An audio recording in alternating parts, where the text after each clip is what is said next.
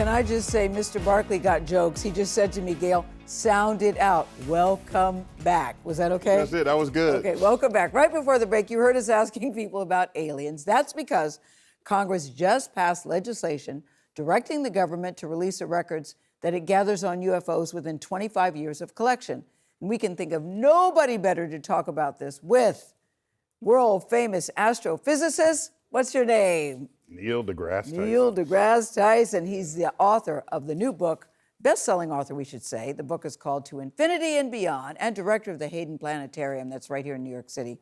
We are so glad you're here. So we asked viewers to call in, Neil, and one of the most popular questions we That's got... dangerous, you know. You go ahead. Really? Other people. It is. That's why we tape the calls. You pre-tape. never We're not know. going to let them come on TV live. but we would. But this was one of the most popular questions. All Listen right, to this. go for it. Hi, my question is, do you believe aliens exist in our universe? Oh, is that for me? Yes. Oh, that question was for me. So I've reserved the word believe for topics like religion and other things where people... Why can't you just say yes or no? No, because not all questions have yes or no answers. You ever seen one? None that I couldn't otherwise explain by natural causes as being earthbound. Yeah. There's believe- things that look very odd to me, but I know a lot about the sky, about weather, about climate, about lightning, and where Venus is in the sky, what blimps look like in twilight. There's a lot of things that if I didn't know all of that, I might confuse them for something exotic or extraterrestrial. That seems like a very long answer to me. That is such a simple question. No, okay, well, I'll give you, here it is. You ready? Wait, Charles, wait, you believe in aliens? No, You don't? because I haven't seen one. I Okay, haven't but I seen presume one. you can know something is true even if you have Haven't never seen it. Exactly. Well, did somebody else? I ain't That's never a met- good point, Neil. Wait, That's a first good of all, point. that's not a good point. It is, yes. because you are not the Yes, measure yes, of what that is is a true good in the point. world. Well, somebody else would have told me. Hey, but Charles- I'm knocking on your door. hold on. Are you, when they say take me to your leader, they're going to come to you? No, Is that what you're saying? No, I just want to say this. What? I told you it was an honor and a privilege to meet you. Okay. Yes. But if we had a person coming on here who met an alien, we wouldn't have you on the show. Okay. So let me just say. But I agree with you. I don't think you have to have seen something to know that it exists. Right. So it's not about a belief. It's about evidence. All right. Is there evidence? How compelling is the evidence? Okay. Do we need more for it to reach a tipping point where a skeptical scientist would say, "There's good evidence for you. We're all in on this." Well, science is always evidence-based, so is there evidence? Always. Okay. So Is there what we evidence? know is that the ingredients of life on Earth, if you break it down atom by atom, we're hydrogen, oxygen, that's the water, H2O. We got carbon, nitrogen. Those are the most common chemically active ingredients in the universe. Earth was opportunistic in its early moments, going from the primordial goo to life.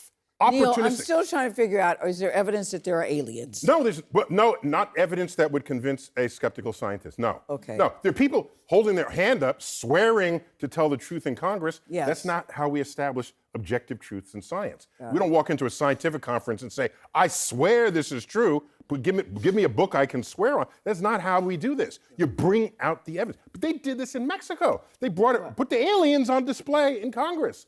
If we have aliens, Yes. that's what they should do if they're trying to say we've got them in a locked box. Now, in Mexico, the next step is you take tissue samples and send it to other labs. Yeah. It's not just because one person and one lab says something is true. That's not what establishes the moving frontier of the objective truths of science. Listen, So, any scientist who looks at the universe, they say, there's probably life out there in the universe. I can't wait to find it. Yeah, see, listen, I've never seen an alien either, but I just find it hard to believe that we are the only ones on this planet.